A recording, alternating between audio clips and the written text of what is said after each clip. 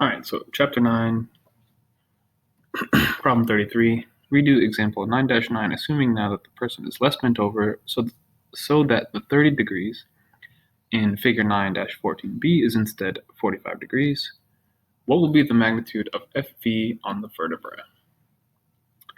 So the vertebra are depicted here in the B picture, and then here are both figures B and C if you don't have them with you. At least here are free body diagrams with them. And so this is figures, I would say figure C is more like a kind of a blown up picture right there. So we have FM, right? Then we have the angles around FM. So we have 33 degrees above, well, below the horizontal, and then a little 12 more degrees downwards, we have a separate area.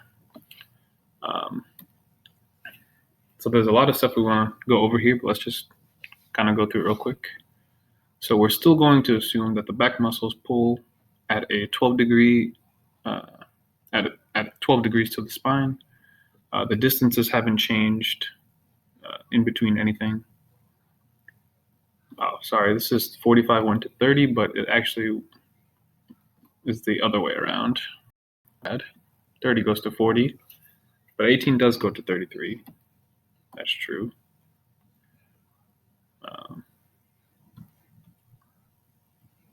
So yeah, this used to be 18 in the previous problem in the example, but now it's at 33. So there's a couple things different, and then we can just say we can use these free body diagrams, or we can use these force diagrams to find this FV based on all the other stuff that we are given.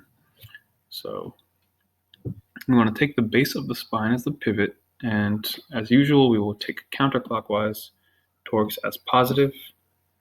So this means that this kind of torque is going to be positive. This kind of torque is going to be negative. And so we can go ahead and begin with our calculation here. So here's the sum of the torques equal to 0. And we have a lot of terms. So as in the original, let's just go to the bottom real quick. WH is 0.07W, WA is 0.12W, and W12 or WT, sorry, is 0.46W. These are all attached with their distances here, and so these distances haven't changed from the previous problem. 0.48, 0.72, 0.48, and 0.36. All with that same sine and angle. And then we also have to consider the 12 degree part. So yeah, if we imagine that we have the base of the spine as a pivot, that means it'll be right here. This will be our pivot point. So this can kind of give you an idea why we have certain terms as positive and negative. So anything following this arrow is going to be positive. Anything going against the arrow is going to be negative. With that, we can just add up the terms very easily. So let's go to the next page here, where it's a little bit more simplified. So I just took the liberty to put FM on its side, on the left side, and then everything else on the right side. I also factored out W here, so you'll see that here at the back, and then sine 45 as well is also factored since all the terms on the top had it. But yeah, this ends up just being a number. This is just 1.94 W. So we have found this F sub M. And then now we want to, since we've exhausted our sum of the torques, we want to go to the sum of the forces. So let's see here. Right, so we want to sum the forces in the X. This is pretty easy to see that we have we have the vertebra X component force, and then the cosine of 33 multiplied by Fm.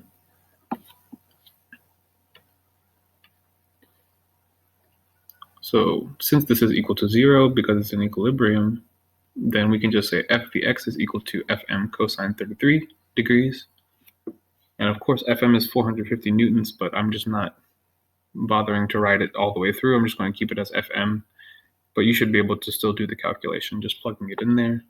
Some of the forces in the y direction are going to give you a little bit different because we are dealing with, well, just a lot more forces in the y than we are in the x.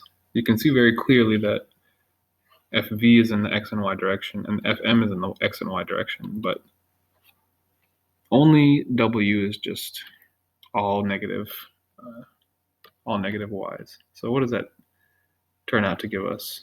So we've got one positive, one negative, and a bunch of other negatives here. And this is good because it matches here. So FV is in the positive y direction, matches with our term. FM is in the negative y direction, that matches with our force diagram and the term. And then the rest are self-explanatory. Then you just do algebra. And finally, once you have both the FV sub x and FV sub y, or F sub Vy and F sub Vx, then you want to use what's called the distance equation, which is basically the square root of the sum of the squares of the x and y component. And this is just going to give you 2.4 W. So compared to the original bend position, 2.5 W, with the angle change, we see a decrease to 2.4 W. So as the question said that the person is less bent over, we see that in the result.